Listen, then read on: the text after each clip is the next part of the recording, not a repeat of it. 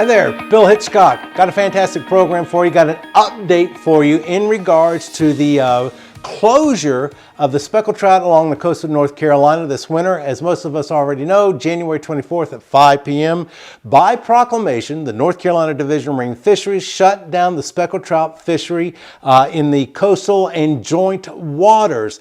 This leads us to the inland waters. This is where the speckled trout are during this time of year. So I contacted the Wildlife Resources Commission, who is in charge of the inland waters, and we have their official statement on whether it is open, whether it's closed, and what they're going to do about it, or if anything they're going to do about it. We're going to get that out. Also, you can see this, it says cold stun event, video wanted.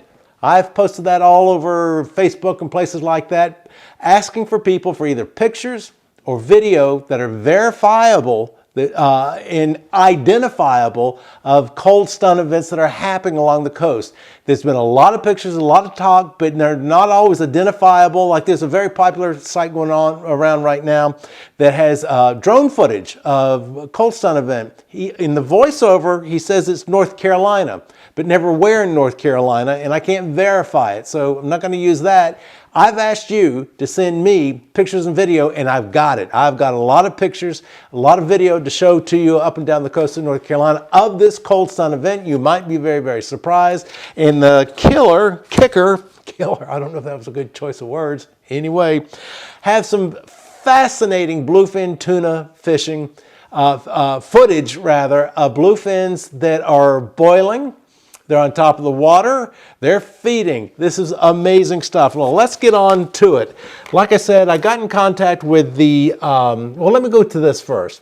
I want to make sure that everybody understands that the Division of Marine Fisheries, which shut down the speckled trout fishery for both commercial and recreational fishing, is in control of coastal waters and what's referred to as joint waters. They are not responsible for inland waters.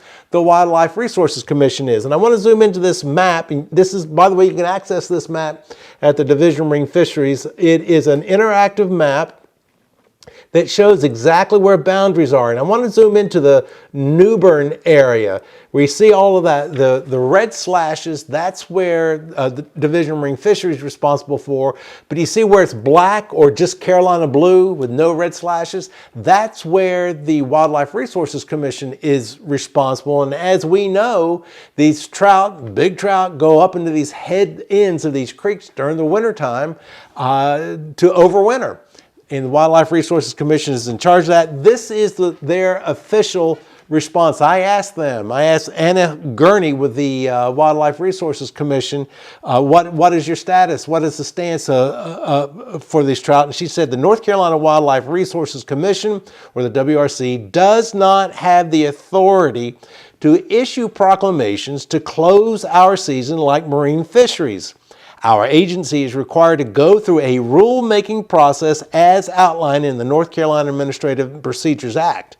The next WRC Commission meeting, February 5 and 6, will include discussions on what options are available and the timelines associated with each option. So February 5 and 6, the Wildlife Resources Commission is going to meet and figure out what they want to do in regards to speckled trout.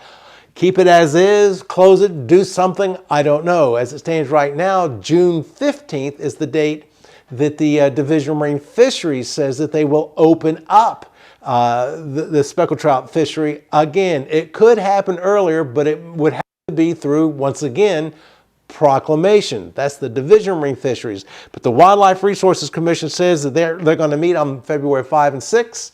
It's going to be part of their meeting. They're going to talk about what happens with the speckled trout in their fishery up here in the head ends of the creek. So as soon as we find something out about that, we'll let you know. I'm going to interject something personal here.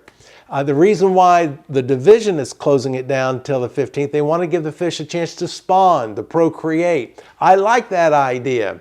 I would bite the bullet until June 15th to allow that to happen. Hopefully we're not going to flood up in these head ends of the creeks and pound on these speckled trout, which have been cold stunned. And that information is still coming out, by the way.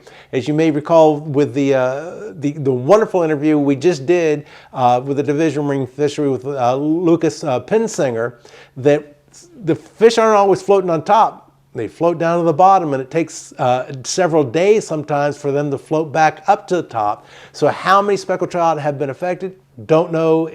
We'll have to find out over a period of time. Now, I want to get into this. I posted this cold stun event video wanted, verifiable, identifiable footage that we want of speckled trout cold stunned. A lot of pictures, but not necessarily where. Well, we had some folks send in some stuff. Let's see, Joby Davenport, Little Alligator Boat Ramp. This is the picture that he took at the Little Alligator Boat Ramp. I'll show you a map of Little Alligator. It's to the west, right at the mouth of the Alligator River. Here you see Dylan Aldridge. He's got a picture here. He says, size 12 wader boot for reference. Upper Broad Creek banks lined with them. Now, by the way, there's what comes to mind. There's two Broad Creeks. There's one in Carteret County. This one's in Pamlico County, showing you the map. Tommy MacArthur, he did not send a picture, but he said the Newport River. We'll show you a map of the Newport River. Ken Photos is not exactly what you were looking for, but yesterday the whole west shore of Radio Island was covered up in dead and dying gray trout, not speckled trout, but gray trout. And he said they were 3 to 15 inch range. And that's something else that I didn't really clarify when I was interviewing Lucas Pensinger when I was talking about juvenile speckled trout. And he brought up and made it quite clear, we're talking about, speckled trout that big. Here we go, I mean, they can be bigger, 3 inches, 6 inches, whatever, but juvenile, that big. Here we've got, this is what I wanted to show you. This is video from Beaufort. Derek Parsons sent this in. Take a look at this video. Bo, you gotta look at this. Look at the baby trout. They're laying everywhere, floating in the water. There's it looks like a little sheep's head or a drum or something right there.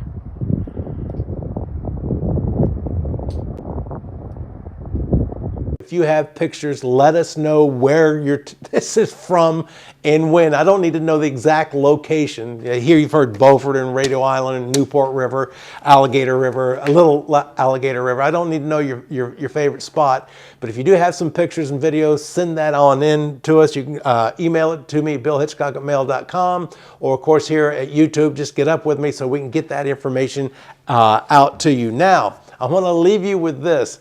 Fascinating stuff. I have seen this more than once. Bluefin tuna. This is OBX Fishing. Joshua Eric Jackson, January 26. Look. Feeding bluefin.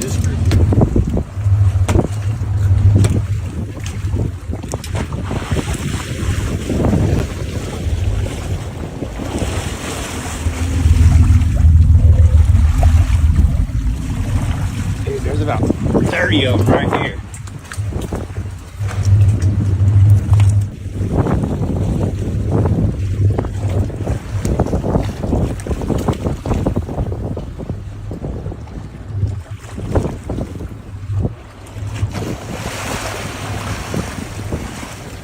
All right, time to get back to business. It was croakers that they were throwing overboard, and those bluefin tunas were just coming on up and nailing them. By the way, when I used to be the coordinator for the Tag a Giant Bluefin Tuna Conservation Series, there used to be a technique to raise up the bluefins. Guys would go out of Hatteras particularly, is where I first saw it, is guys would take boxes of menhaden, frozen menhaden, whatever, and throw them. It was called chunking. It was chumming, but they were calling it chunking. Just throwing those menhaden over and to bring up those bluefin tuna into a boil. And it's quite interesting when you see a school of bluefins, which can swim 30, 35 miles an hour, just busting on those types of baits. It's a lot of fun. That's all I have for you this time. Please, if you have pictures or video or even an eyewitness account of cold stuns, please let me know. BillHitchcock@mail.com. Post it here or notify me here at YouTube. We want to get that information out to you. Until then, I'm Bill Hitchcock. See you next time.